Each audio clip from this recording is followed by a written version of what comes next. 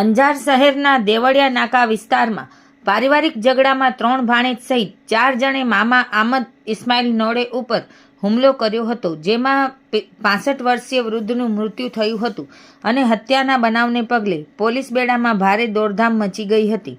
અંજાર શહેરના દેવળિયા નાકા પાસે નોડે ફળિયામાં ગત રોજ સાંજે અંદાજિત 7:30 વાગ્યાના અરસામાં મારામારીનો એક બનાવ બન્યો હતો.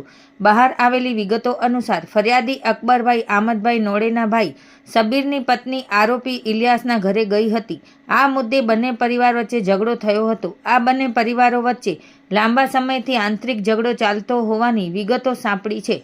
પોલીસે વિગતો આપતા જણાવ્યું કે આરોપી ઇલિયાસ નૂરમહમદ નોડે, અકરમ હુસૈન નોડે, હુસૈન નૂરમહમદ નોડે તથા ઇકબાલ નૂરમહમદ નોડેએ ધોકા સહિતના હથિયારો વડે હુમલો કર્યો હતો.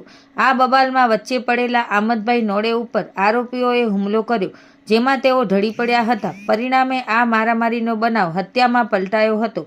મારામારીના આ બનાવમાં ફરિયાદી અકબરભાઈ આમદભાઈ નોડે તથા મસીનભાઈ શકીલભાઈ સહિતનાને પણ ઈજાઓ પહોંચી હતી. મૃત્યુ પામેલા વૃદ્ધના શરીર ઉપર ઈજાઓના નોંધપાત્ર નિશાન જોવા મળ્યા ન હતા. પોસ્ટમોર્ટમ રિપોર્ટના આધારે મૃત્યુ પાછળનું કારણ જાણી શકાશે તેવું પોલીસે જણાવ્યું હતું.